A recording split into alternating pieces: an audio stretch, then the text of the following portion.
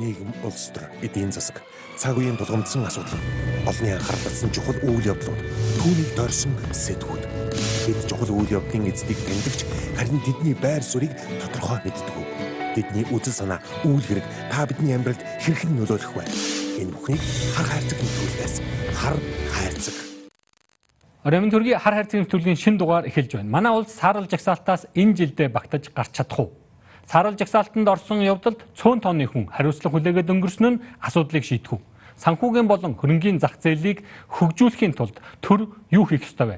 Дээрх сэдвээр ярилцахаар Эдийн засгийн ухааны доктор Санхүүгийн зохицуулах хорооны дарга асан даваа сүрэнтэй ярилцуулна. Хар хайрцаг. Сайн байна уу? Бидний урилгыг хүлээн авч хүрэлцээсэнд баярлалаа. Танд оройн төргий. Оройн төргий. За, олон нийт үзэгчид маань таныг бараг таньдаг болсон бах. Дойлын шуган ихтэй байлаа. Улс орныг хамарсан олон үйл ажиллагаа болсон. За, тэгээд би өнөөдрийнхөө ярилцлагыг шууд Саарал жагсаалтын тухай одоо үзэгчд бол магадгүй та бүхнийг харахаар Саарал жагсаалтын тухай ярих гэж бодож байгаа байх. Ярина. Гэхдээ тэрнээс өмнө бас нэг зүйлийн тухай ярмаар байна. Тэр бол энэ санхүүгийн салбар. Манай энэ санхүүгийн зах зээл ямар байна вэ? Ер нь энэ одоо санхүүгийн салбар, санхүүгийн зах зээл гэдэг ер нь юу багтаасан, ямар хэмжээний ойлголт байдгийг. За, Монголын энэ санхүүгийн салбар, энэ зах зээл маань ерөнхийдөө ямар шин чанартай, ямар онцлогтой гэдэг ерөнхий асуултаас л эхэлмээр байна л да. Яг тэгэхээр би бол шууд ингээд л Саарал жагсаалтын үйл явдал болчлоо гэж хармааргүй байгаа. Тэгэхээр нэг том тавааноос нь эхлээд яриад наривчлаад явбал ямар юм болоо гэдгийг ярмаар байна л да. За, тэгэхээр нэвтрүүлэгтээ урьж оролцуулж байгаад их баярлалаа. Тэгээд Монгол улсын санхүүгийн зохицуулах хорооны одоо үйл ажиллагааг одоо өнгөрсөн 40 сарын хугацаанд бол зохицуулж ажилласан. Тэгээд энэ санхүүгийн зах зээл нь санхүүгийн зохицуулах хороонд зохицуулалттай хэсэг нь бол банкноос санхүүгийн зах зээл буюу даатгалын зах зээл, банкуд санхүүгийн байгууллагууд, хадгалан зээлийн хоршоо, бас хамгийн үнэтэй хэсэг нь бол хөрөнгийн зах зээл байна. Тэгэхээр энэ зах зээл дээр санхүүгийн зохицуулах хороонд тусгай зөвшөөрөл аваад үйл ажиллагаа явуулдаг даруй 3000 гаруй аж ахуйн нэгжүүд бол байдаг. Гэсэн хэдий боловч энэ зах зээлийн маань одоо өнгөрсөн жилүүдэд эзэлж байгаа байр суурь санхүүгийн систем дээр тэр Монгол улсын макро эдийн засгийн түвшинд тэр их тийм харьцангуй бага байсан. 2016 оны одоо 2 дугаар улирлын байдлаар авч үзэх юм бол банкноос санхүүгийн зах зээлийн одоо эзэлж байгаа хувь хэмжээ нийт санхүүгийн салбарт активынхаа хувь хэмжээгээр авч үзэх юм бол нэг 5 орчим хувьтай байсан. 2019 оны одоо 3 дугаар улирлын байдлаар энэ зах зээлийн одоо нийт салбартаа эзэлж байгаа хувь хэмжээ дотоод нийтэд түүний үндэсний 16% болтол өссөн. Тэгэхээр өнгөрсөн 3 жилийн хугацаанд 3 жил гарны хугацаанд бол Монгол улсын санхүүгийн зах зээл, банкноос санхүүгийн зах зээл 200% өссөн. 200%. Тэгэхээр энэ бол маш өндөр үзүүлэлт. Тэгэхээр энэ 200% өсөлтийг бий болгохын цаана одоо ямар хүчин чармаалт гаргаж ажилласан бэ гэхээр ер нь нөгөө одоо тийм идэх султаа амьгүй байсан хөрөнгийн зах зээлийн үйл ажиллагаа нэлээд идэвхжүүлж ажиллаж чадсан. Тэнд бол одоо өнгөрсөн жилүүдэд 10 гаруй IPO гарсан. Урд нь бол нэр хүндэн төдийлөн тийм өндөр байгаагүй. Юу гэх юм ягаан цэнхэр тасалбартай холбоотойгоор хүмүүсийн дунд маш их олон одоо асуудлууд бол байдаг. Мөн одоо 1072 хувьцаатай холбоотой асуудлууд ч гэсэн гарч ирдэг. Тэгэхээр санхүүгийн зах зээл гэдэг маань өөрөө одоо зөвхөн банкны систем биш, тулгын 3 чулуутай гэсэн үг. Тэгэхээр банк бол нэг талдаа, нөгөө талд нь бол юу гэхээр даатгалын салбар, одоо хөрөнгийн зах зээл гэсэн ийм 3 тулгын чулуу шиг байж энэ зах зээл маань өөрөө их тийм үн цэнтэй байж идэг ийм зах зээл байна. Тэгэхээр энэ зах зээлүүд 3 одоо тулгын 3 чулуу шиг энэ зах зээл маань адилхан тэнцүү жинтэй байж нөгөө ачааллыг тэнцүү хуваарлж ажиллаж ийж гэмээр одоо энэ зах зээл дээр иргэдтэй хэрэгтэй, олон нийтэд хэрэгтэй тэр бараа бүтээгдэхүүн үйлчлэгээ бий болно. Яг энэ санхүүгийнхаа энэ шугамынхаа дагуу хөгжиж байж нөгөө улс орны макро эдийн засгийн түвшинд орлогын хуваарлалт, орлогын дахин хуваарлалт, орлогын өөр одоо олон янзын их сурвалж бий болох энэ боломжууд бас нэгт хүчтэй. Тэгэхээр яг энэ үйл явцын хүчин одоо чармаалт бүхий л ажиллаа бол яг энэ хэсэгт бол зарцуулж ажилласан. Тэгэхээр энэний үр дүнд ч гэсэн тодорхой одоо үр дүн гарсан гэж бол би хэлмээр байна. За, үзэгчд маань тэр болгон магадгүй санхүүгийн одоо мэдлэг мэдээлэл хэрэг байгааг би мэдэхгүй байна л да. 200% өсөлт гэдэг бол өндөр өсөлт. За энэ өсөлт бол яг таныг ажил аваад та өөрөө хэлсэн 40 сар орчим ажилласан. Энэ хугацаанд гарч ирсэн өсөлт. Тэгэхээр ямар байсныг юу хийгээд ямар болгоч вэ гэдгийг нэг жаахан тайлбарлаад өгөхгүй. Тэгэхээр санхүүгийн төсөл хорооны зохицуулалтад байдаг нэг одоо чухал хэсэг бол банк санхүүгийн байгууллагууд. Намайг ажиллаа авахд нэг 500 гаруй банк санхүүгийн байгууллагууд. Гэхдээ нийт банк санхүүгийн байгууллагуудын хөрөнгийн хэмжээ нь бол нэг 600 гаруй тэрбум төгрөгтэй. Дээр нь банк санхүүгийн байгууллагууд байгуулж ажиллах сонирхолтой иргэдийн аж ахуйн нэгжийн тоо их өндөр. Гэсэн мэт зээлийн нийлүүлэлт нь харьцангуй бага. Зээл одоо хомсдолтой. Дээр нь зээлийн хүүгийн хэмжээ бол нэлээд өндөр юм байсан. Тэгээд ажилласны дараа одоо үндсэндээ 2 сар гарны дараагаар нэг бодлогын шийдвэр гаргасан, маш галтай шийдвэр байсан. Тэр нь бол банк санхүүгийн байгууллагуудын дөрмийн санг одоо үе шаттай нэмэгдүүлэх тийм шийдвэр. Яг энэ шийдвэрийн үр дүнд 2 жил одоо гарны дараагаар эргээ харахад банк санхүүгийн байгууллагуудын маань тоон өсөөгүй мөртлөө зээлийн нийлүүлэлт бол асар их хэмжээгээр нэмэгдсэн. Зээл тухайн үедээ ингээд харьцуулахад нийтдээ нэг 420 гаруй мянган хүнд одоо зээлийн үйлчилгээ үзүүлж байсан бол өнөөдөр 2.4 сая хүнд одоо зээлдэгчдийн тоо тэгж их өндөр болсон байгаа даа. Маш олон банк санхүүгийн байгууллагууд технологи дээр суурилсан одоо бүтээгдэхүүнүүдийг үйлчилж гаргаж ирсэн. Хамгийн гол нь банк санхүүгийн байгууллагуудын чадамж нь бас их сайжирсан.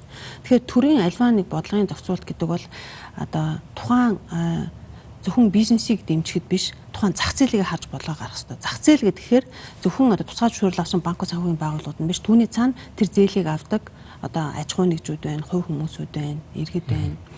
Энэ бүх үйл ажиллагаан дээр нэг өрсөлдөөнийг нэмэгдүүлэх тэр боломжтой чадахтай санхүүгийн байгууллагууд олноор бий болох энэ чиглэлийн шийдвэр байсан гэсэн үг. Тэгээ намайг ажиллаа авахд хүртэл дахиад 60 гаруй банк санхүүгийн байгууллага шинээр байгууллагад хүсэлт байсан. Тэгэхээр ямар ч байсан ажиллаа өгөхөд анх 2016 онд байсан 500 гаруй банк санхүүгийн одоо байгууллагын тоо хэмжээг бол би өсгөөгүй. Харин зээлийн нийлүүлэлтийн хэмжээ нийт одоо зөвхөн банк санхүүгийн байгууллагуудын нийт хөрөнгийн хэмжээхэд 2.1 дахин өссөн.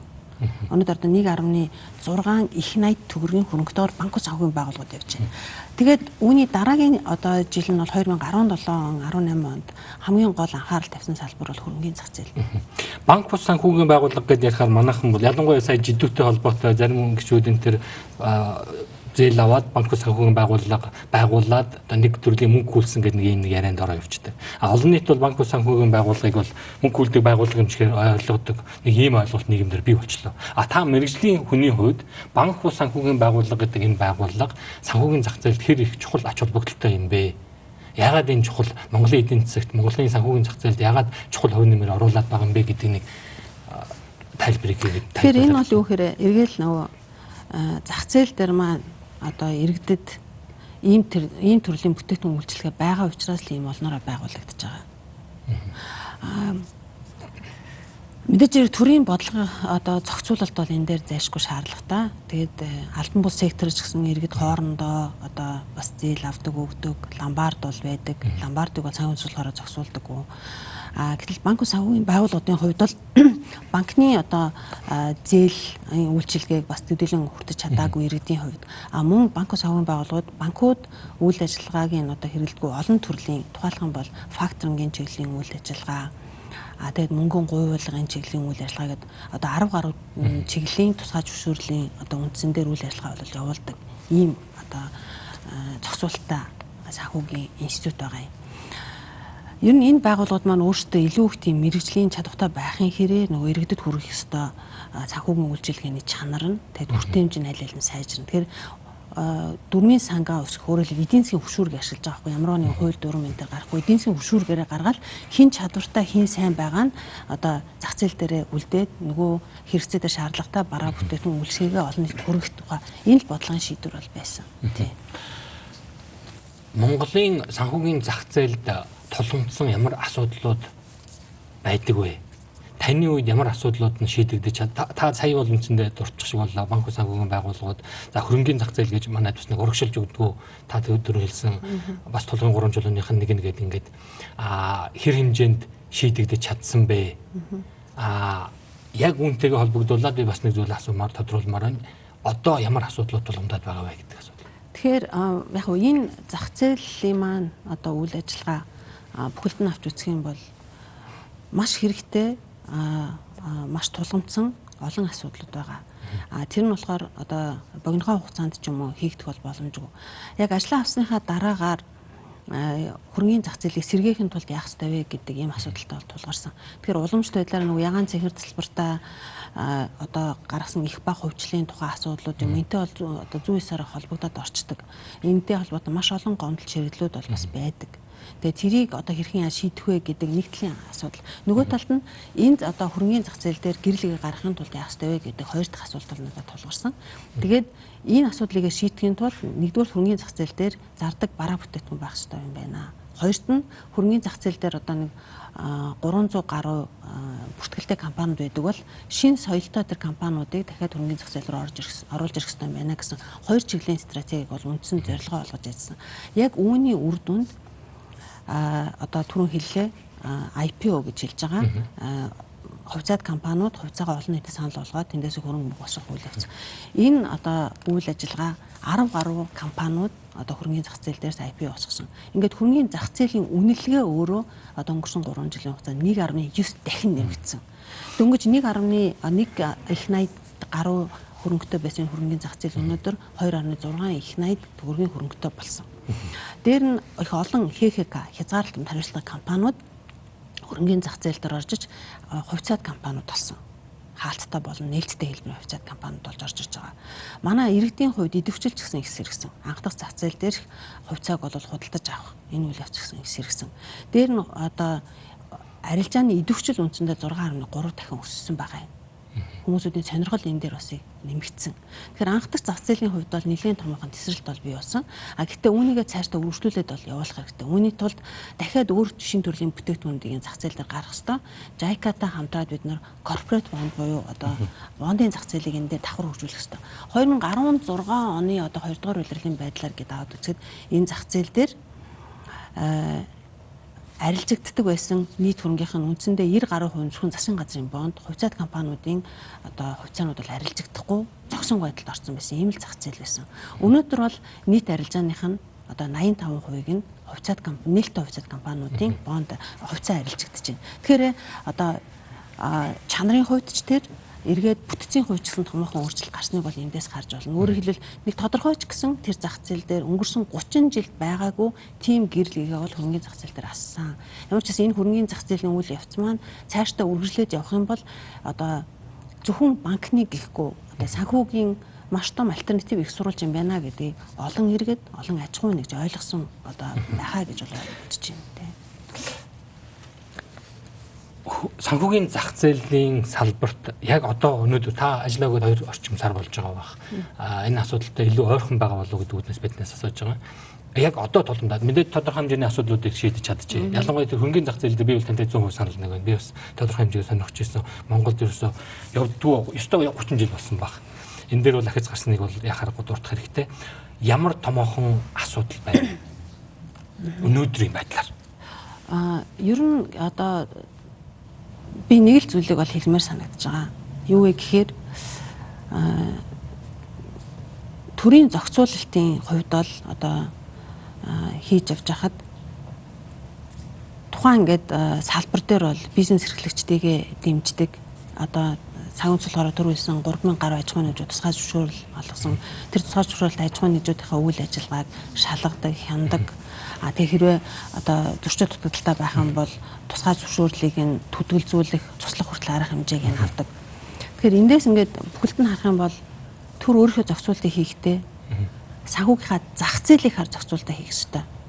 Тэрнээс биш зөвхөн нэг тийм одоо лоббид өртсөн байдалтай хэдэн бизнес эрхлэгчдийн одоо хүсэл сонирхолд нийцсэн дэм шийдвэрийг гаргаад иж болохгүй. Өмнө нь цагаан үндэслэл хорооны их олон шийдвэрүүдийг нөгөө зохицуулалттай байгууллагууд нь дундаа холбоо гэж байгуулчаад тэр холбооныхаа шугамар одоо энэ шийдвэр нь нийцэхгүй байна, одоо таарахгүй байна гэдэг байдлаар шийдвэрийн хэрэгжилтийг нь удаашруулах, шийдвэрийн хэрэгжилтийг нь одоо зарим шийдвэрүүдийн хүчингү болох арга хэмжээ авчаасан. Тэгэхээр төр хэрвээ шийдвэрээ гаргах юм бол зах зээлээ харж шийдвэрээ нэгдүгээр гаргаж явах хэрэгтэй. А үүнийхээ тулд тооцож, судалсан тэр шийдвэр дээрээ маш одоо тууштай байх хувьд маш чухал юм байна гэдгийг бол би энэ дээр одоо хувь хүнийхээ хувьд энэ салбарт бас ажилласан энэ одоо салбарын хүний хувьд бол хэлмээр байгаа. Та хэд энэ асуудал руу нэвтрүүлгийн дараагийн хэсэг дахиж орж ирэх бах. Хэд хэдэн ярмаар дурдмаар асуудлууд байгаа. Ажлаа өгөхөөс өмнөхөн таны ажлаа өгөхөөс өмнөхөн хэвлэгдсэн бах. Forbes сэтгүүл та ярилцлага өгсөн. Тэгээд санхүүгийн салбарыг өөрчлөх шин төлөвлөгөө нэртэйгээр таны ярилцлага гарсан байгаа. Харамсалтай нь энэ ярилцлага гарснаас удалгүй та ажлаа өгсөн. Тэгээд би одоо юу гэж асуумаар байна вэ гэхээр энэ ямар төлөвлөгөө байсан юм бэ? Энэ төлөвлөгөөгөө тодорхой хэмжээгээр хэрэгжүүлж чадсан уу? Энэ төлөвлөгөө чинь одоо мэдээж ажил өгсөн учраас хэрэгжихгүй зогсох байх гэж бодож байна. Гэхдээ одоо юу хийж амжсан бэ, амжаагүй вэ гэдгийг л ярих гэдэг юм л та. Тэгэхээр санхүүгийн зохицуулах хорооны хувьд бол 2000 үндсэндээ 18-аас 21 онд хэрэгжүүлэх тийм дунд хугацааны стратеги төлөвлөгөө бид нар боловсруулсан. Энэ стратеги төлөвлөгөө нь бол үгээр одоо байгууллагаа дотоод руу чиглэсэн үйл ажиллагаач байгаа, гадна талдаа зах зээл рүү чиглэсэн үйл ажиллагаанууд ч гэсэн байгаа. Хамгийн чухал нь одоо юу вэ гэхээр альва энэ одоо санхүүгийн зах зээлийн хувьд бол гаргаж байгаа шийдвэр авч хэрэгжүүлж байгаа арга хэмжээ нь өөрөө тийм судалгаан дээр суурилсан чиглэл одоо зорилготой тэр нэг хүрх үр дүнгээ урдчилж бол ингээд тодорхойлсон. Тэр үндсэн дээрээ одоо алхам алхмаар үйл ажиллагаагаа одоо явуулах зайлшгүй шаардлагатай юм байна гэд. Тэгэхээр ер нь санхүүгийн зохицуулахаараа намайг авахаас өмнө 8 сар орчим хугацаанд бол нэг орлон гүйцэтгэгчтэй. Тэгээд стратеги төлөвлөгөө үйл ажиллагаанд бол би одоо ямар бодлого, ямар зарчмыг баримтлаад үйл ажиллагаанд явуулсан бэ гэдгийг төдийлөн орж авч харж чадаагүй. Тэгэхээр ер нь бол өдөр тутам тусгай зөвшөөрлөө олгоод хойноос нь тэрийгэ шалгаал, хянаал ингээмэрхүү байдлаар л явж байсан. Санхүүгийн зах зээл дээр маш ч гэсэн одоо өнгөрсөн жилүүд одоо ч гэсэн одоо финтектэй суурьсан маш олон төрлийн бүтээгдэхүүн гарч ирж байна. Санхүүгийн зах зээлийн хувьд бол бас тэгээ цоошин үүд хаалга бол нэгдэж байгаа. Тэгэхээр энийг урдчилж харж таамагладаг стратегтэй бодлоготой байж ижил энэ санхүүгийн зах зээл цаашаа урагшуулах боломжтой. Өмнөх хэсгийгээ бид нар судалж үзэх хэрэгтэй. Тэн дээр юу болоогүй юм бэ? Алдаж онсон юм харна. Засаж залруулахаар зүйлэвэл тийш урагшаа хандна. Хамгийн гол нь энэ цэгээсээ цаашаа дахиад хэрхэн яаж урагшаа явах вэ гэдгийг бид нар харах хэрэгтэй. Яг үүний алхам бол эхлээл банк санхүүгийн байгууллагын дөрмийн санг өөрчлөх одоо нэмэгдүүлэх тухай асуудал. Хоёрт нь хөрөнгийн зах зээл дээр 19 онд бол бүхэлдээ даатгалын зах зээлийн үйл явц дээр нэлээд их түлхүү анхаарч ажилласан байгаа. Даатгалын зах зээл дээр байгаа. Урд нь хэрэгжиж чадаагүй байсан маш олон шийдвэрүүд байсан. Хэрэгжилтийн хугацааг нь байнга хойшлуулсан байсан. Тэр бүх шийдвэрүүдийн хэрэгжилтүүдийг нь хангаж ажиллаж чадсан. Энэ нь бол юу гэхээр хөрөнгийн зах зээл дээр оролцож байгаа одоо андеррайтингийн компаниуд, брокер, дилерийн компаниудын бүгдээрийнх нь дөрмийн сан өсгөх тухай асуудлууд тэр шийдвэрүүдийг 2013 оны шийдвэрийг бас амжилттай хэрэгжүүлж ажилласан. Мөн 12 онд даатгалын компаниудын одоо дөрмийн сан өсгөх тухай шийдвэр нь хэрэгжиж ярьж чадаагүйсэн бол үүнийг бас 18 онд хэрэгжүүлж ярьж чадсан. Тэр түр нэгэн шийдвэрээ гаргасан бол тэр хэрэгжилтийг хангаж ажилладаг. Шийдвэрээ гаргахаас өмнө зүгээр зарлаад байдаггүй. Тэр шийдвэр гаргахаас өмнө маш сайн тооцож судалсан байх хэрэгтэй гэдэг. Энэ дээр ч гэсэн өнөөдөр одоо байр суурь маань гэсэн өнөөдөр бид нэр ингээд төрийн албаны залгамж халаа гэдэг ингээд юм ярьдаг. Нэг хүн солигдохоор тэр хийжсэн ажлууд нь тэр чигээр зогсчдөг. Хичнээн сайн муу зөв үр одоо юу гэдгийг дүнд хүрэх байсан ч хамаагүй ингээд зогсоочдөг нэг юм тал байгаа. Та тодорхой хэмжээгээр мэдээж төлөвлөгөө гаргаад ингээд ажиллаж ирсэн. Би энэ дээр яриад байгаа ч тэр л дээ.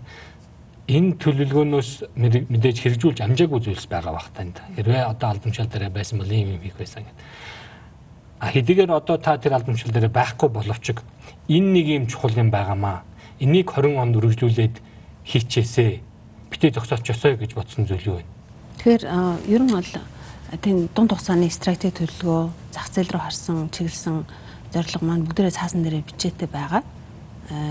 Энийг бол нөгөө нэг даваас руу ажиллаа хөшлөө гэдэг цаасаа аваагүй. Тэгэхээр тэр бүх зүйлсүүд бол байгаа. Хамт ажиллажсэн хүмүүсүүд маань ч гэсэн байгаа. Тэгэхээр хэрэгжүүлэх бүрэн боломжтой л гэж харж байна. За их баярлалаа. Нэвтрүүлгийн маань эхний хэсгийг энэ түрээ өндөрлөж байна. Бид энэ хэсэгтээ танаар юу хийж чадваа гэдэг зүйлсийг яриулахыг хүссэн. Мэдээж нэвтрүүлгийнхаа дараагийн хэсэгт бид бас нэг сэдвийг хөндөхгүй болохгүй. Тэр нь юу хийж чадсангүй вэ гэдэг сэдв рүү орох бах. Ингээд төр зөвлөдлаад бодохгүй уулзцаая. За мэдээж та энэ хэсэгт юу ярих гэж байгааг та бол манай үзэгчид ч гэсэн таамаглаж байгаа бах. Манай нэвтрүүлэг бас хэд хэдэн зочны ярилцлагаараа энэ асуудлыг хөндөд амжсан. Тэр бол дуйлан шуугаан дэгдээсэн саарал жагсаалтын тухай асуудал байсан. За энэ саарал жагсаалтанд орсон одоо фатвын саарал жагсаалт тийм ээ. Үйл явдалтай холбогдуулаад та ажлаа хүлээлгэн өгсөн байгаа. Таны ажлаа хүлээлгэн өгсөн явдал ажлаасаа одоо юу гэдгийг хүлээлгэн өгсөн гэж хэлэх бах та. Даваа сүрэн гэдэг энэ хүний буруугаас болсон гэдэг ойлголтыг олон нийтэд мэдээж хүргэж байгаа. Тэгэхээр үнэхээр таны буруу байсан юм уу? Тэгэхээр төрийн албанд би Монгол Улсын их хурлын одоо тогтоолоор томилогдсон. Тэгээд эргээд чөлөөлөгдөх хэрэгтэй байна гэсэн. Тэгээд чөлөөлөгдсөн. Зөвхөн Саарал жагсаалтын хувьд бол санхүүгийн зах зээл дээр энэ үйл ажиллагаа одоо үнэхээр тэр саарал жагсаалттай холбоотой байдлаар энэ хүмүүсүүдийг одоо хольц солих хэрэгтэй байсан уу гэдэг нь бол шийдвэр гаргаж байгаа тэр хүмүүсүүдийн хийх ёстой асуудал байна. Хувь хүнийхээ хувьд саарал жагсаалттай холбоотой их олон асуудлуудыг санхүүгийн зөвлөхөөрөө хэрхэн шийдэж ажилласан бэ гэдгийг ярих нь илүү зүйтэй хаа л гэж бодож байна. Би тэрийг л яриулмаар байгаа юм байна. Монгол Улсын хувьд бол 2006 онд одоо харилцан үнэлгээний тайланд Монгол улс бол анх санхүүгийн зах зээл дээр энийг үнэлүүлээд тэгээ 2007 онд бол харилцан үнэлгээний тайлан бол гарсан байдаг. Тэгээ манайхаар тэн дээр бол нэг тийм эрчимтэй хяналт дээр байна гэдэг чиглэлээр одоо гаргаад 11 оны одоо 6 сард Монгол улсыг саарал жагсаалтанд оруулсан байдаг юм. Тэгээд энэ саарал жагсаалтанд оруулахдаа та бүхэн 6 чиглэлээр үйл ажиллагаагаа явуулаач гэдэг зөвлөмж өгсөн. Тэр 6 одоо үйл ажиллагаанууд нь юу вэ гэхээр ерөнхийдөө мөнгө угаах терроризмыг одоо санхүүжүүлэхийн чиглэлээр үйл ажиллагааг бол та бүхэн энийг гэмт хэрэг гэж үзэх ёстой. Тэгээд гэмт хэрэг тооцох ёстой. Энийг одоо хяндаг шалгадах тэр үйл явцаа боловсронгуй болгоороо энэ чиглэлээр одоо хууль эрх зүйн орчныг сайжруулаарай энэ гэдэг зөвлөгөөнүүд өгсөн байгаа юм. Мөн одоо мэдээллийн тим одоо албатай болох ёстой гэдэг. Яг энэ чиглэлээр 2014 онд Монгол улс гарсан. 14 онд гараад үүнийхээ дараагаар одоо хууль эрх зүйн төр ерөнхий тогтолцоогоо бүрдүүлж чадлаа гэдэг байдлаар бол гарсан. Тэгээ 14 онд гараад энэ одоо харилцан үнэлгээнийхээ тайлан бичих үйл явц нь 16 оны 10 сард бол эхэлсэн байдгийг. Тэгээд тэр тайлан нь болохоор 17 онд эхнийхээрээ гарч ирэхэд анхны тэр нөгөө өнгөрсөн одоо ажлуудын хэрэгжилж гэсэн төдийлөн сайн биш нөгөө 40 зөвлөмж 11 шууд хэрэгжилтийн үйл ажиллагаан дээр нэлээд олон дутагдaltaй байна гэдэг ийм асуудлыг бол тавьсан. Тэгээд 17 оны одоо 7 сараас эхлээд 19 оны 11 сар хүртэл санхүүгийн зохицуулахаар гол ахалж байгаа газар нь бол Монгол банк. Үндэсний зөвлөлийг бол Монгол Улсын дотоод хууль зүйн дотоод хэргийн сайд бол ахалдаг. Яг энэ чиглэлээр бүх үйл ажиллагаануудыг явуулж чадсан. 17 онд шаардлагатай засах шаардлагатай гэдэг байсан тэр хэсэг бүх ажлуудаас санхүүгийн зохицуулах хороонд хамаарагдах бүх ажлуудыг бид нэр хийж чадсан. Тэн дээр одоо өнгөрсөн 2019 оны 10 дугаар сард гаргасан саарал жагсаалтанд оруулахдаа 4 одоо зөвлөмж өгсөн байдаг. Тэний нэг нь санхүүгийн зохицуулалттай холбоотой асуудал байхгүй. Харин санхүүгийн зохицуулах хороонд шинээр нэг одоо зохицуулдаггүй байсан үйл ажиллагааг бол нэмж олгосон байдаг. Тэр нь бол юу гэхээр ер нь энэ санхүүгийн зохицуулах хороо шиг байгуулагч угаасаа хийдэггүй. Тэр нь юу гэхээр алт мөнгөний дархан үйл хөдлөх хөрөнгийн бизнесийг зохицуулдаг байгууллага Монгол улсад байхгүй байна. Энэ хэсэг нь бол одоо мөнгө угаалттай холбоотой үйл ажиллагаанд бас их нөлөө бүхий байна.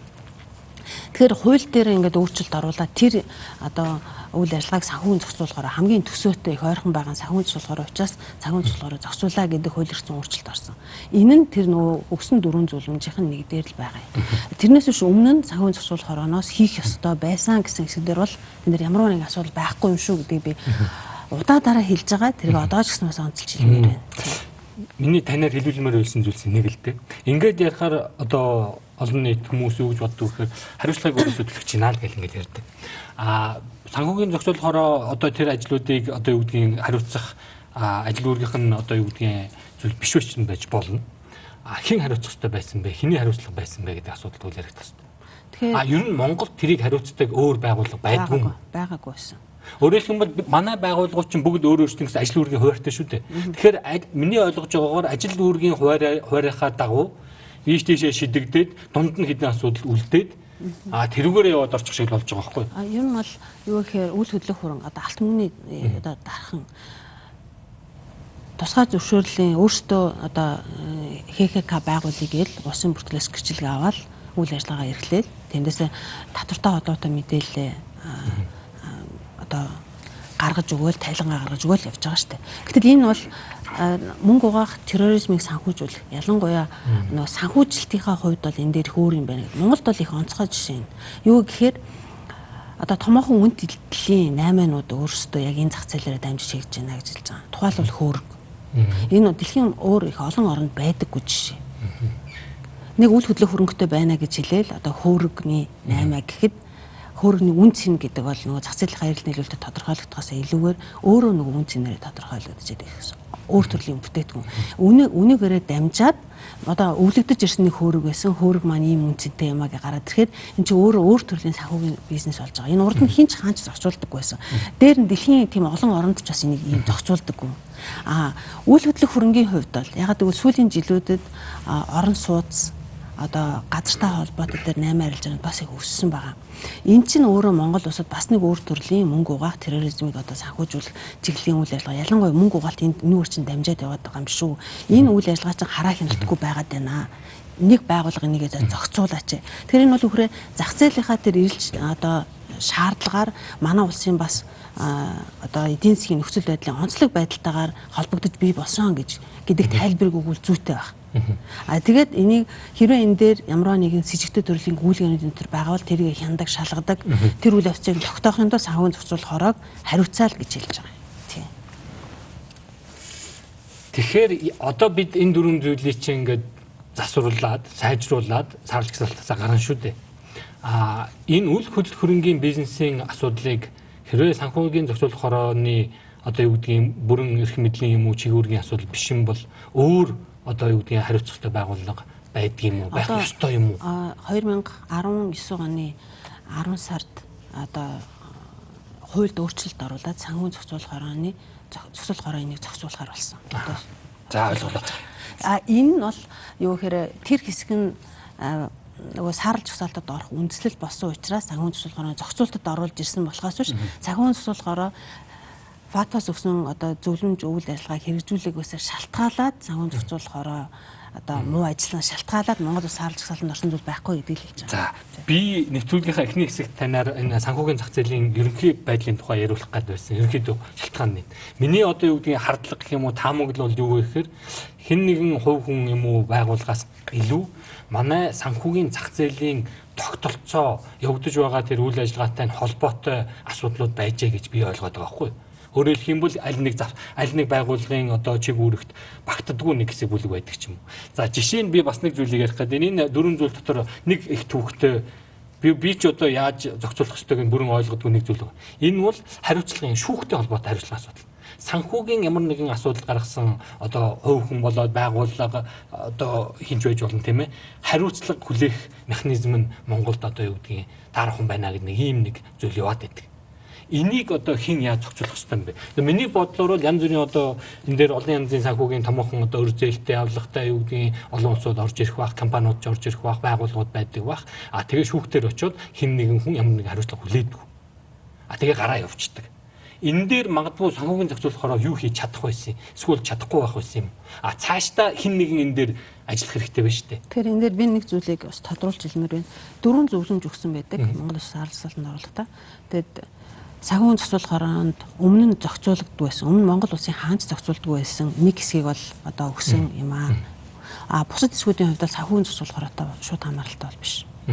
Шууд хамааралтай бишээс ч гадна ер нь Монгол улсыг бүхэлдээ хууль, шүүх, цагдаа, прокурор тэгээд ер нь гайл, татвар гэдэг ингээд бүх системүүдийг хамарч байгаа л гэсэн. Санхүүгийн зохицуулах хороотой бол хамаатай биш. Сая таны тэр ярьж байгаа хэсэгдэр бол зарлж байгаа мэдэгдэж байгаа одоо мөнгө угаалттай мөнгийг одоо хууль ус аргаар одоо олсонтой холбоотойгоор олон хэргийг Монгол улс ингээд зарлаад яриад идэг боловч тэндээсээ мөрдөн шалгаад одоо хянах үйл явцдаа яг яар шийтгэл оноос нь бас байхгүй байна.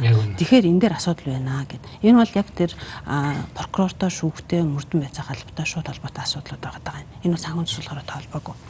Мөн хилээр орж ирж байгаа одоо мөнгийг их усүр гаруулж хэмжээний мөнгө бол их усүр гаруулыг нь одоо илүү тодорхойлох чиглэлээр ажиллах ёстой. Тэгээ дөрөвдүг нь болохоор бүх одоо санхүүгийн систем, хууль шүүх бүх ингээд газруудын хамтын ажиллагааг их уялдуулж ажиллах ёстой гэсэн ийм хүчилийн зөвлөмжүүд байгаа энэ дотор. Тэгэхээр санхүүгийн зөвшөөрлөх хорооны одоо дараагаар ажиллаж байсан хүний хувьд бол яг санхүүгийн зөвшөөрлөх хороонд даалгаж өгсөн эхнийхэн тэр мөнгө угаах, терроризм санхүүжүүлэх одоо холбоотой зөвлөмж өгсөний нэг нь л бол яг тэр алт мөнгөний дархан үндэтлэл үйл хөдлөх хөрөнгийн бизнесийн үйл ажиллагааг санхүүгийн зөвшөөрлөх хорооны зохицуулалтад оруулж ирсэн шинээр. Тийм л зүйл байна. Бид саяхан улсын хурлдах эдийн засгийн байнгын хорооны дарга Баатартай ярилцсан. Тэгээ 20 оны 1-2 дугаар үйлрэлэхэд бид нар Саарал жагсаалтаас гарна гэдэг их өдрөг байдлаар тайлбарлаж ярьсан. Жишээ нь та бүхэн саяны ярьсан одоо тэр хариуцлага хүлээх тухай одоо олон хэрэг ингээд нэгдсэн байж л одоо юу гэдэг хариуцлага хүлээсэн хүн байдгүй ч байдаг юм уу тийм ээ. Энийг бол одоо факт мэдээж сөхөж ярина штэ. Санхүүгийн зөвшөөрлөх хороо энэ дээр магадгүй шууд ингээд холбогдоод ажиллах боломжгүй гэдгийг бид нар бол ойлгож байна. Тэгэхээр энийг шийдэх механизм одоо бүрдэж чадсан юм уу жишээ нь? 20 оны 2 дугаар үйлрэл гэхэд манай хувьд бол одоо миний одоо хэвлэл мэдээллийн хэрэгслээр авсан мэдээлэлээр бол сангийн сайдаар хасан ажлын хэсэг бол энэ дээр их эрчимтэй ажиллаж байгаа. Эсмаг санхүүгийн мэдээллийн алба бол гэдэг энэ Монгол банкны дэргэд хуулиараа Монгол банкны дэргэд тийм мэдээллийн алба бол байгуулагдсан. Энэ үйл ажиллагаагаа бол явуулж байгаа. Тэгэхээр одоо энэ удаа Сааралаас гарах ажиллах энэ одоо эрчимтэй хяналтынхаа байдлаас гарах ажил дээр бол сангийн сайд одоо ахалж ажиллахаар болсон юм байна гэж ойлгож байгаа. Энэ нь зөвхөн нэг байгууллага нэг хүнээс бол хамаарсан асуудал биш ээ. Энэ бол ерөнхийдөө Монгол улсын санхүүгийн санхүүгийн тогтолцоог илүү боловсронгуй болгох мөн тэн дотор байгаа альваа нэгэн сэжигтэй тэгээд асуудалтай одоо зүйлсүүдийг засаж залруулах, сайжруулах ийм одоо хамтын үйл ажиллагааны үр дүн байх ёстой л гэж харж байгаа. Энийг бүх системийн талаар харж байгаа. За, та бараг хариулчлаа. Би юу гэж асуух гээд байсан бэ гэхээр өнөөдөр Монгол улс энэ Саарал жагсаалтанд орсон үйл явдлыг нарийн ирэх юм бол нэг хүн дээр ингээд хариуцлагын ноогоод олон нийтэд биднэрт бол юу гэж харагдуулж байгаа вэ гэхээр үзэгчд болоод бидэнд тийм ээ. Энэ хүн энд алдаа гаргасан хүнийг ажлаас нь халдсан. Энэ хүн хариуцлага хүлээгээд ажлаасаа огцорцсон гэдэг байдлаар бидэнд ойлгуулад байгаа байхгүй. Гэтэл таны саяны ярьж байгаагаар миний хардж байгаагаар бол нэг хүнийг ажлаас нь халаад цогцолчдаг асуудал биш юм шиг санагдаад байгаа байхгүй. Тэгээд энэ асуудал дээр нэг хүн хариуцлага хүлээх нь бол хэр оновчтой шийдэл байсан гэдэг ийм нэг мэдээж энэ улс төрийн шийдвэр байх. Гэхдээ яг тэр ямар оновчтой байсан, оновчгүй байсан юм гэдгийг тэр шийдвэр гарсан хүмүүсээс нь асуусан илүү зүг байх. Одоо яг та бүхэн шийдвэрээ гаргачлаа. Энд чи хэр зэрэг оновчтой юу? Яг эндээсээ ямар үр дүн бий болчих, ямар эерэг одоо сөрөг юм бий болчихоо гэдгийг тэр хүмүүсээс нь асуух нь бол зүг байх. Тийм. Гэдэгж бодож байна. За, эмэгтэй хүн төрийн албанд ажиллахад таны хувьд ямар хүндрэл бэрхшээлүүд байсан болоо гэж асуумар санагдаад байна л да. Залуу хүний хувьд, эмэгтэй хүний хувьд энэ эргээд бидний өнөөдрийн 30 жил ярьсан нэг арчил хүний эрх тэр тусмаа эмэгтэйчүүдийн улс төр дэх оролцооны тухай асуудлыг хөндөх болов уу гэж бодоод асуучлаа л да. Тэгэхээр яг ингээд нэг эмэгтэйчүүд гэж ярихаасаа ч илүүгээр төрийн алба гэдэг бол ер нь ачаалал даах чадвартай. Тэгээд альва асуудалд хандахтаа бас их тийм мэрэгсэн байх, чадварлаг байх. Дээрээс нь хувь хүнээс их тийм төсвөр төвчээр шаардсан. Мөн ёс суртахуунтай. Хамгийн чухал зүйл нь бол юу вэ гэхээр нөгөө хувийн компанийг удирдах байгаа биш төрийн албыг одоо удирдах байгаа хүмүүсийн хувьд бол өөрөөсөө давж нөгөө бусдын төлөө ажиллаж чаддаг. Тэндээсээ их тийм өндөр сэтгэл ханамжийг авч гаргадаг. Тухайлх юм бол зүгээр хувийн компанид ажиллаж байгаа хүмүүс бол ашиг орлогоо хэрхэн яаж нэмэгдүүлэх ёстой юм. Ангиснэрээ гэр бүл үр хүүхэд одоо хүмүүсүүдийг хэрхэн яаж тэтгэх вэ гэдгийг санаж бодож яг тэр зорилгын төлөө ажилладаг болвол төрийн албанд дараагийн үедээ өнөөдрийн хийж байгаа энэ алхам маань дунд олон урт хугацаанд нийт олон нийтэд ямар үр өгөөж өгөх вэ гэдэг талаар тэр талаар л бодолтой шаналтай хүмүүс байх хэрэгтэй байна гэж бол би ойлгож байгаа юм. Мэдээж хэрэг эмэгтэй хүний хувьд бол айлын ээж хүний хувьд, эхнэр хүний хувьд төрийн албыг хашгаад гэр орондоо зарцуулдаг байсан цагаас илүү их хэмжээний цагийг бол төрийн албанд зарцуулсан. Гол нь албанд гарч байгаа тэр өөрчлөлт хийж байгаа ажил маань тодорхой үр дүнтэй байхын хэрээр илүү их тийм одоо цаанаасаа тэр хүч чадал эргээд гарчиж байгаа үр дүн маань их олон нийтэд хүрж байгаа гэдэг байдлаас маш их хэмжээний нөгөө хүчин чармаал гарах нөөц боломж маань эндээс гарчиж байсан гэдэг бас би хэлмээр байна. Урчин нь юу гэхээр дахиад эргээд санхүүгийн зах зээл дээр одоо сүүлийн 28 жил гараагүй гэрлэгээ бол өнгөрсөн одоо 3 жил гарч чадсан юм а гэдэг би бас бахархалтайгаар хэлхийг хүсэж байгаа юм. Тэр гэрлэгийн чухам юу вэ? Та тодруулаад тайлбарлаад гэж. Тэр одоо гэрлэг бол юу гэхээр ер нь дотоодын нийт бүтээгдэхүүний нэг одоо эсвэрхгүй байсан хувьтай байсан энэ зах зээл маань дотоод нийт бүтээгдэхүүний 16% бол хүрсэн. Бүх зах зээл маань үндсэндээ 200% өссөн. 3 жилийн хугацаанд 200% тоон үзүүлэлтээрээ. Тэгэхээр энэ үзүүлэлтийн цаана бол маш их хүчин чармаалт, маш их одоо ажил одоо судалгаа, шинжилгээ тооцоол байсан юм шүү гэдэг бас хэлмээр байна. Дээр нь одоо энэ хугацаанд хамтарч ажилласан багийнхан маань их тийм сайн байсан. Тэгээд гаргаж байгаа одоо шийдвэр болгон маань одоо хэрэгжилтийн үйл явц нь бас их сайн байсан. Энэ санхүүгийн зах зээл дээр одоо тодорхой хэмжээний сахилга батыг бас бий болгож чадсан.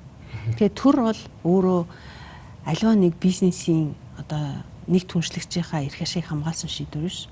Төр өөрөө ямар шийдвэр гаргах ёстой вэ гэхээр зах зээлээ харсан шийдвэрийг гаргах ёстой. Тэрний тул би томилогдсон гэж ойлгож байгаа.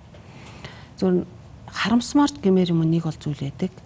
Зах зээл дээр их олон компаниуд бий. Тэр олонныхын тусгай зөвшөөрлөөс хангаж болохоор олгодог.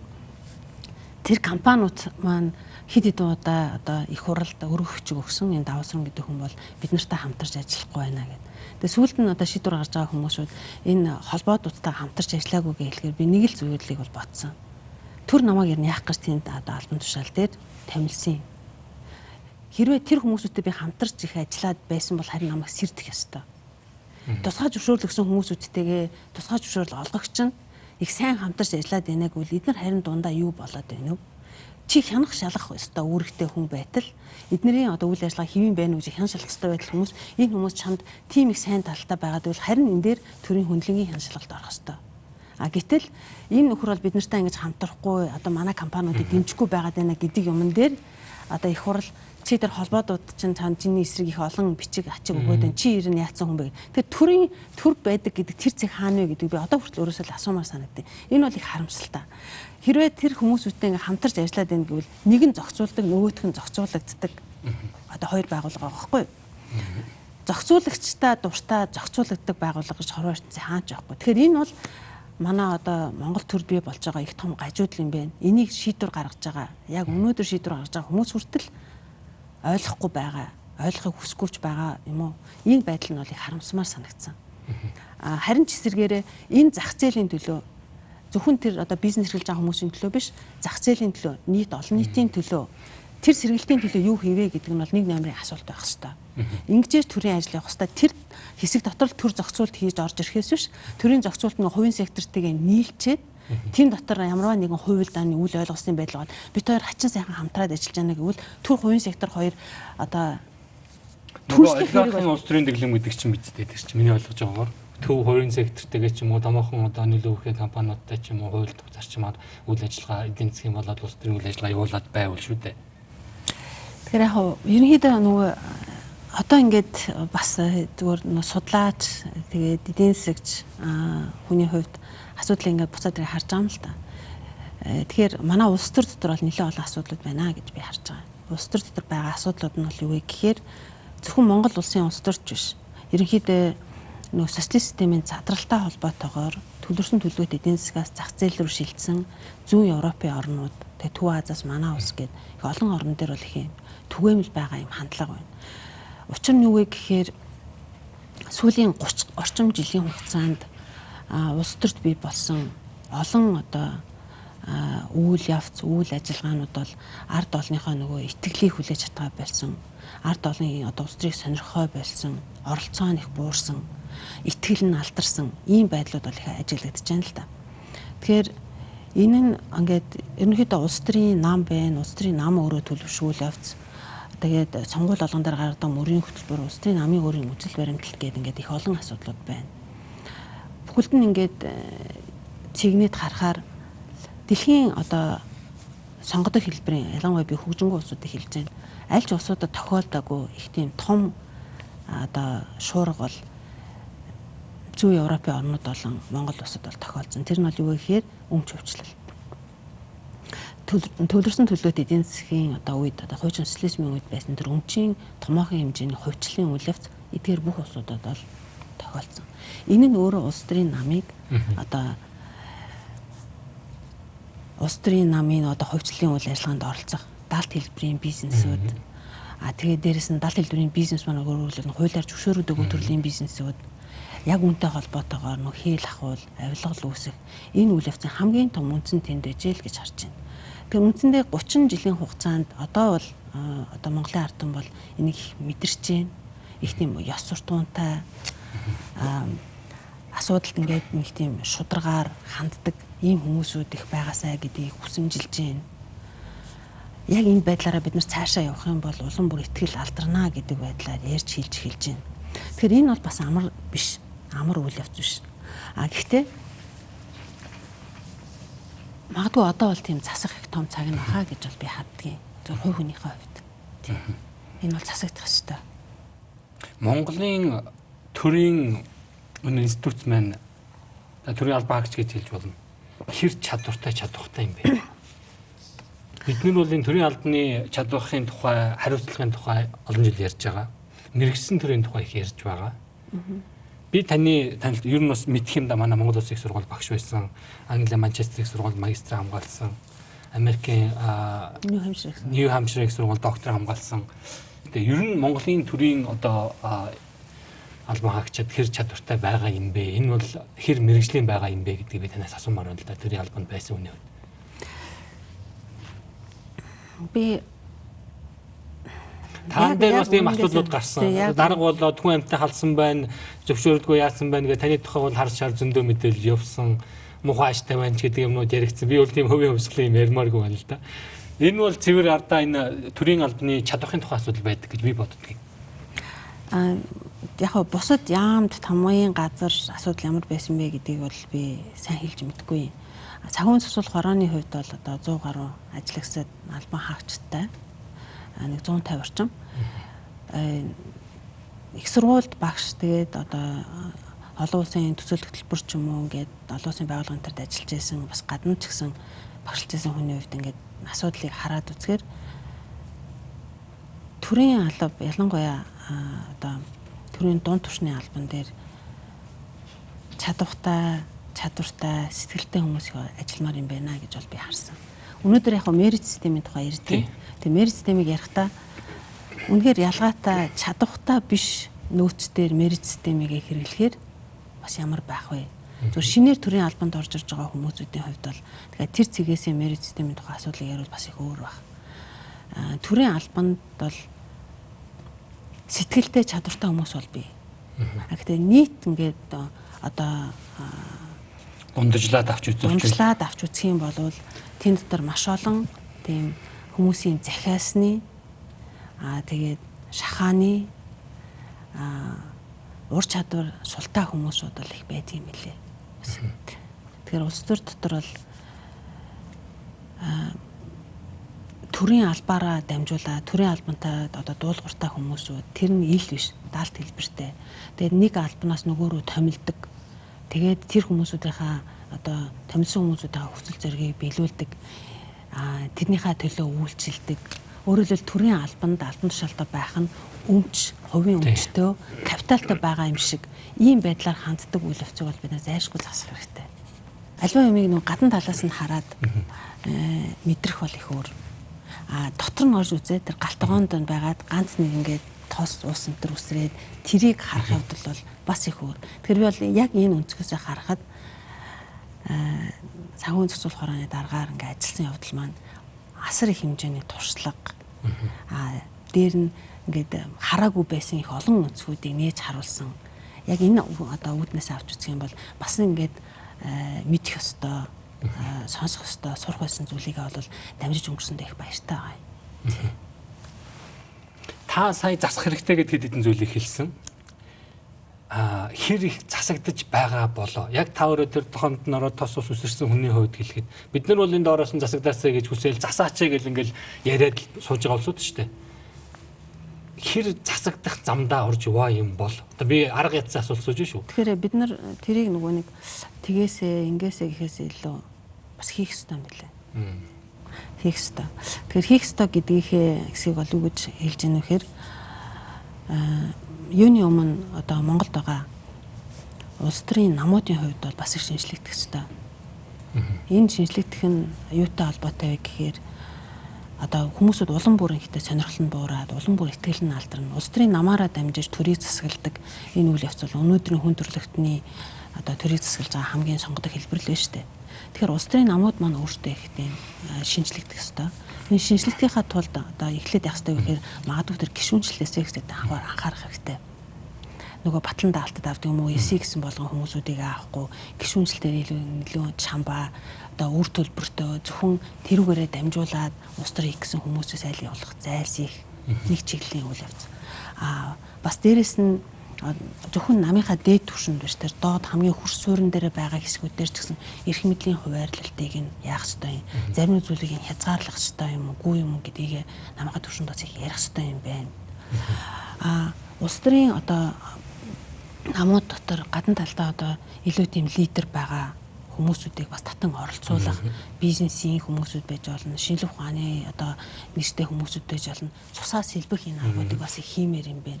Хэрвээ улс төрийн одоо нам дотор хэтэрхий их тийм гүнзгий автсан хэсгүүд байх юм бол тэр хүмүүсүүдээрээ төрийн өмчит компаниудыг эргээд одоо даргалуулаад, тууцд нь суулгаад ээж суулгахгүйгээр тэндээс ингээд өөрөөр хэлбэл өмчлөл эргээд улс төрийн үйл явцыг одоо үйл явцыг бас ялгаж салгаж хармаар юм байна. Нөгөө талаар ер нь нийгмээ өөрөө ингээд хяналтаа сайжруулж цэвэршүүлэхийн тулд иргэний нийгэм чухал. Иргэний нийгэм гэдэг бол нөгөө өөр холбоотод бол биш шүү. Иргэний нийгэм гэдэг бол цаанаа их олон салбар мөчөртөө яг тэр үйл явж байгаа төлөө явдаг. Иргэний нийгэм байж байгаад улс төрд орё гэсэн хүсэл сонирхол биш. Яг нийгэмдээ хяналттай одоо ил тод байдлыг илүү сайжруулж эргээд нөгөө хариуцлага тооцох тэр механизм бий болгох, тэр иргэний нийгэм бий болох ёстой. Энэний суурь нь олон тийшээ одоо ингээд хөлбрөөд идэг биш. Монгол дундаж давхар маш чухал. Өөртөө мэдлэгтэй, мэдээлэлтэй одоо тодорхой хэмжээний өмч хөрөнгөтэй салхины аясаар шийдвэрээ гаргадаг, нөлөөлүүлж тодорхой хэмжээний хөлс мөнгөнгүүд шийдвэрээ гаргадаг биш. Тийм дундаж давхар. Сонгуул өгөгчтэй гэлээд байна л да. Бид хэрвээ сайн зөв сонгуул өгдөг иргэний нийгэмтэй, маастай болж чадвал тэр хэмжээгээр өөрөөр хэлбэл дээр нь одоо өөртөө боломжтой хүмүүсүүд байх юм бол тэр хүмүүсүүд нь чимээгүй байхгүй, болохгүй, бүтэхгүй байгаа зүйлсийн тухай бас ярьдаг, хэлдэг. Дахиад тийм одоо бие даасан институтууд олноороо болж судалдаг, шинжилдэг. Нөгөө талаас хөндлөнгөөс тэр үйл явц зөвхөн одоо хил мэдээл гурав дахь засаглалаар биш, нэлээд юм даацтай судалгаатайгаар энэ асуудалд ханддаг байх хэрэгтэй. Тэгээд ингийн хэрээр улс төр дотор бол энэ цэвэрших үйл явц маань илүү хурдтай болно. Бид нар одоо энийг ингээл бохирдлоодоо өнгөрлөөдөө гэд ингээд харах биш энэ үйл явцаар. За эрэгтэйчүүд, эмэгтэйчүүдийн хувьд тэгэхэд нэг л зүйлийг боддог. Эмэгтэйчүүдийн хувьд бол ягаад одоо тэр квот тэр бол их хэрэгтэй вэ гэдэг хэлэхээр өнгөрсөн 30 жилийн хугацаанд бол Монгол улсын улс төр бол өөрөө ер нь хөгжсөнгүй. Улс төр бол хөгжсөнгүй. Улс төр хөгжөөгүй байгаагийн одоо маш тодорхой жишээ нь өнөөдрийн нөхцөл байдал. Яг эрэгтэйчүүд, эмэгтэйчүүдс кейсээ илүүгээр ер нь өршөлтөөд хэн чадвартай нь гарах гэдэг би 100% санал нэгддэг юм. Зөв яг бодит тоонд ингээ ороо харах юм бол мэргэжлийн тамирчин сонирхогч хоёрыг олимпиад зэрэг оролцуулаад за одоо та хоёр бол яг л адилхан шүү ингээд ерөөсөө адилхан та хоёр бол хоёулаа хүн мөн тэгэл ингээд одоо энэ дээр бол үзээ гэхээр мэргэжлийн тамирчных нь байнгын бэлтгэлтэй өрсөлдөгчийгөө харж байгаа, тооцож байгаа. Тэгэд олон удаагийн тэмцээнд оролцоод үзчихсэн энэ хүмүүсийн хувьд бол тэнд гарах магадлал нь илүү өндөр байдаг. Гэтэл сонирхчийн хувьд бол магадгүй дараагийнхаа үе дээр тэрийг бэлтгэхгүй болвол нөгөө тамирчдын нөөцөн ч гэсэн байхгүй болно. Нөгөө байнгын одоо ороод идэх хүмүүсийн хувьд нөгөө шахагдсан тэр хүмүүсүүдээс чинь шин юм, нийгмээ өөрчлөх, ясвал туундлаг байдлаараа энэ асуудалд хандах илүү их тийм одоо эерэг байдлаар асуудалд хандах хандлага нь хэр зэрэг байгаа юм болоо зүгээр ингээ харьцуулаад харахаа нэг тийм зүйлсүүд л харагдаад идэв тийм. За Монголын төрийн албаны өнөөгийн байдлыг та миний ойлгож байгаагаар их гоё зөөрүүлж хэллээ. Тийм мэрэгжлийн бас тамирчид зэрэг өрсөлдөд нэг тоонд байгаад байвал миний ойлгож байгаагаар бол бас миний мэдих олон салбаруудад иймэрхүү нөхцөл байдал байдаг болов уу гэж бодож байна. За ингээ бидний ярилцах цагийн түрээд өндөрлөж байна. Бидний урилгыг хүлээн авч хүрэлцэн ирсэн явдалд их баярлалаа. Таны цаашдаа ажил амжилттай. Та бүхэнд их баярлалаа. Баярлалаа.